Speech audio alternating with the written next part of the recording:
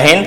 देखिए आज का जो टॉपिक्स है ये भी हमारा जो है भारत के राष्ट्रवाद से संबंधित है, लेकिन इसमें टॉपिक जो है आर्थिक कारण संबंधित है। किससे संबंधित है? तो आर्थिक कारण से। हम यहाँ पर समझेंगे कि इस भारत में से कौन कौन सा काम अंग्रेजों ने किया था जिसके कारण भारत क्या हो गए थे, अंग्रेजों को जाना पड़ा। तो उसमें सबसे प्रमुख कारण था क्या? आर्थिक कारण। इसमें हुआ क्या था कि भारत में अंग्रेजों ने आर्थिक नीति अपनाया और इस आर्थिक नीति के तहत भारत की जो कृषि व्यवस्था थी, जब भारत के जो घरेलू उद्योग थे उसको अंग्रेजों ने पूर्ण रूप से क्या कर दिया? तहस नहस कर दिया। और उसके बाद से जो यहाँ पर जो किसान थे या अन्य वर्ग के लोग जो थे उनकी पूरा स्थिति बद से बदतर हो गई। यहाँ तक कि अंग्रेजों ने जो पहले कपड़े भारत से खरीदने का काम करते थे, बाद में यह स्थिति हो गया कि जब ब्रिटेन में जब बड़े बड़े कपड़ा मिल बन गया तो कपड़ा मिल बनने के बाद से वहां से तैयार कपड़े डायरेक्ट भारत में आने लगे, जिसके कारण भारत में जो भी जुलाहा वर्ग था यानी बुनकर वर्ग था जो कपड़ा बुनने काम करता था, उनका स्थिति क्या हो गया? बद से बदतर हो गई।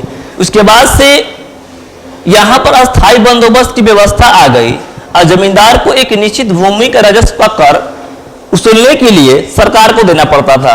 और उसके लिए जो जमींदार यहाँ के होते थे वो जमींदार क्या करते थे कि जितना कर देना होता था वो कर जो है अंग्रेजी सरकार को दे देते थे और जो मन मुताबिक जो आपका जो है कर जो होता था गरीब किसानों से क्या करने लगे? वसूलना चालू कर दिए, जिसके वजह से बहुत सारे किसानों ने क्या किया कि भारत में होने वाला जो कृषि व्यवस्था था उसको उन्होंने छोड़ दिया, जिसके कारण भारत में कृषि से उत्पादन क्या हो गया? दिन पर दिन घटते चले गए।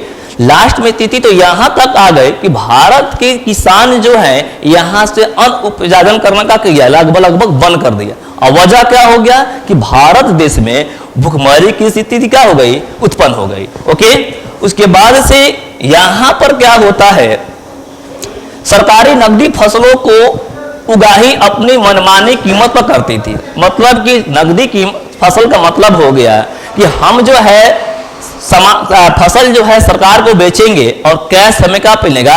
पैसा मिलेगा। तो वहां पर उस समय जो नकदी फसल हुआ करती थी वह थी नील, कपास और क्या? गन्ना। इसमें भी धांधली होना चालू हो गई।